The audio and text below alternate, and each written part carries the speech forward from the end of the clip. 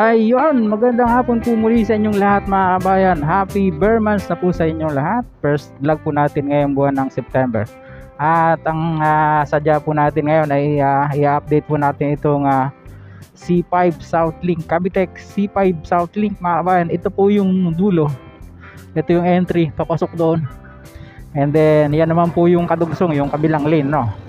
Papunta po ng Parañaque, Las Piñas at Cavite area. At susubukan po nating hanapin yung kadugsong niya. Mga ongoing na construction mga kabayan.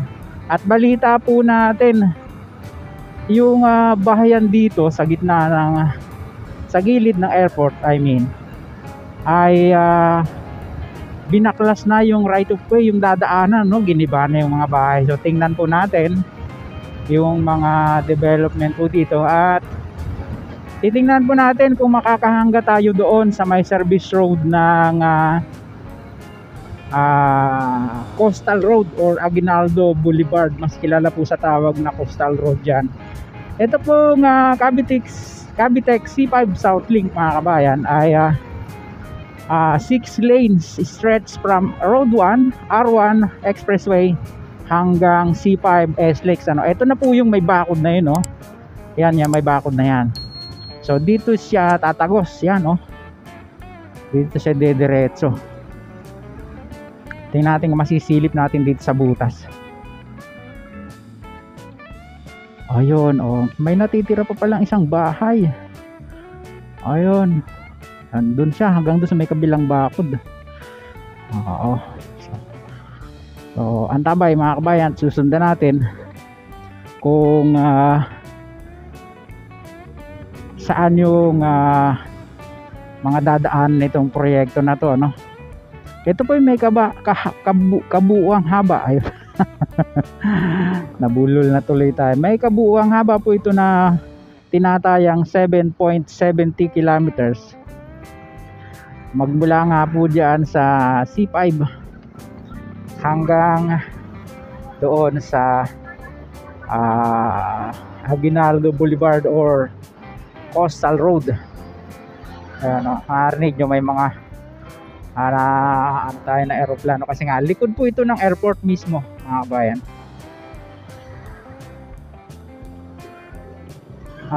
Yung segment 2 entry nya po yung ongoing na niya na project, no. Pero yung diyan sa nakita nyo sa bungad ng ating video, operational na po yan. So medyo nakakatulong na po yan sa mga tatawid dito sa Parañaque area.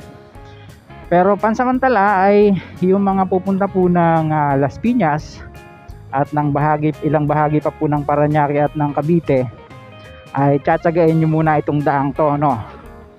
Papunta dyan sa may SM Sukat all the way hanggang sa Zapote, dyan sa may Diego Serra Avenue, dyan sa Pulang Lupa.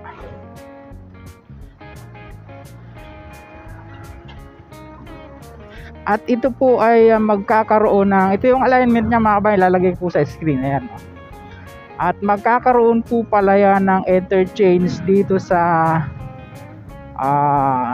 Sukat, no, sa may Dr. A. Santos Avenue, between Dr. A. Santos Avenue at Benigno Aquino Avenue or highway ba yan? Yun ang nakita natin sa road map nya, no. So papasyalan natin yon. Antabay po kayo mga kabayan. Ayun, C5 extension pa rin po tayo mga kabayan, pero this time dito tayo sa ilalim ng flyover, no. Dahil tatagos nga po tayo ng Dr. A. Santos Avenue at may nakita po tayo dito mga poste, no. Malamang ito po yun yung dito dadaan yung expressway ng C5 Southlink. Kakanan tayo dito.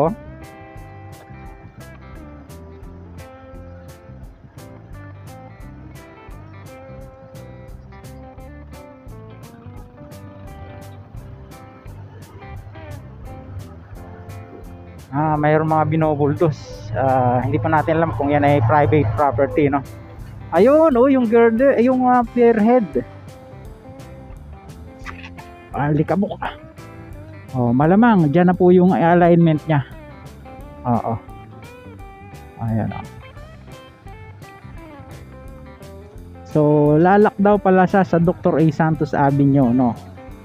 Kaya merong ganyan. May mga poste, may mga pierhead.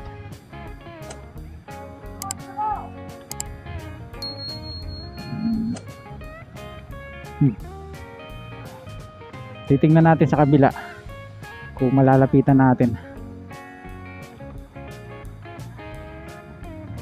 Pero tingin ko hindi eh.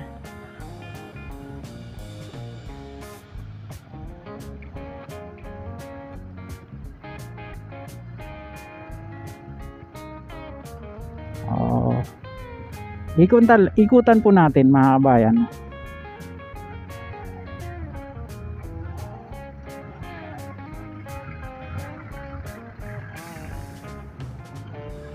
Ikat ko na lang yung video, pero ikutan natin yung lugar. Ayun, nandito pa rin tayo sa Dr. A. Santos Avenue at iikutan po natin yung mga girders. Oo, doon pala siya dadaan, no?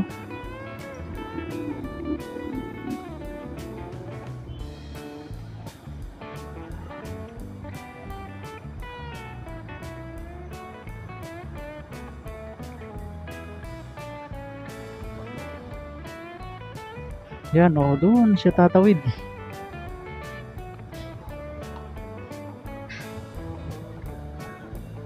At syempre, expected po yung lubak dito sa ginagawang ito. Oo, ganda.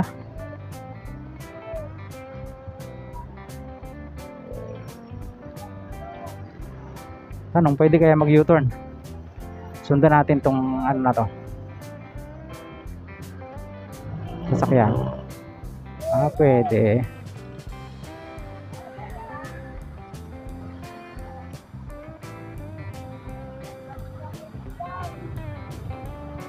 Ayan, no? Ito yung alignment. Ayan, no? May mga girders na siya. Oo, galing, no? Oo. Yun. Sa hanapin po natin yung kadugsong niyan, mga kabayan. Kaya antabay po kayo.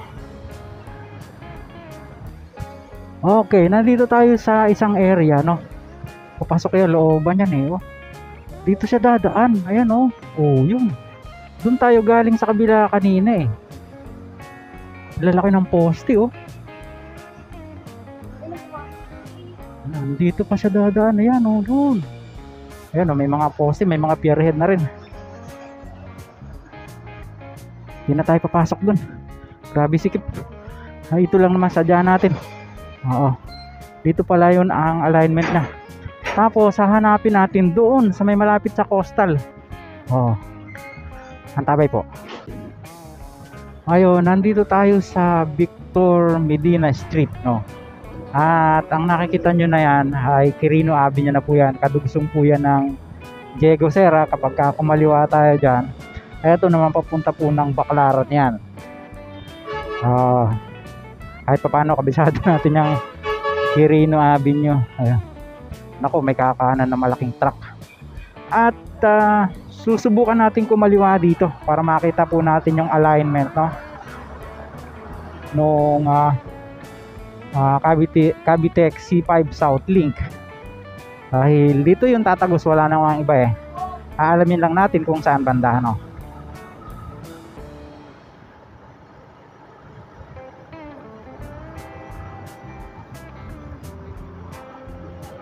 Or wala pang ginagawa, alin man sa dalawa. Oo. Alamin po natin yan. Kaya antabay lang po, mga kabayan, no? Kaunting tiyaga lang.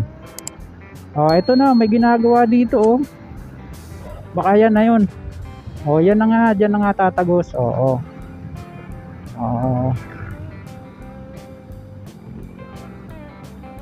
Sabi ko na nga ba?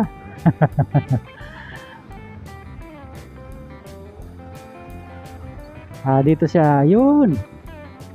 Yun, oh, binubuldos na rito. Yun. Tapos dyan, kaya lang bawal tayong pumasok sa construction site, no? Sisilipin lang natin.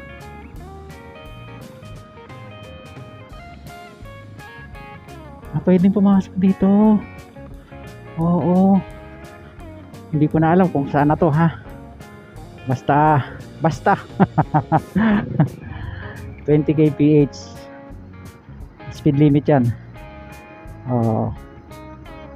Ayun, dito po siya kukonek mga kabayan, ano, yung C5 South Link Expressway at Coastal Road na po yung matatanaw nyo na yan. Oh.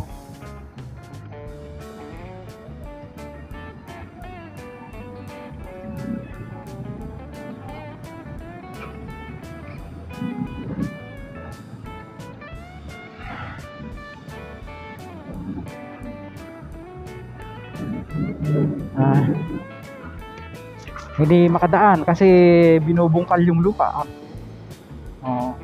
May other way pa daw. So, ayan mo, mga coastal road na po yan mga kabayan sa kabila. So, yun, siguro hanggang dito na lang po muna yung pong ating vlog na naibahagi sa inyo. Bago tayo pumihit, no, tanawin muna natin yung mga latest development dito. Dito pala yung dadaan sa gilid ng 88 Square. Oo.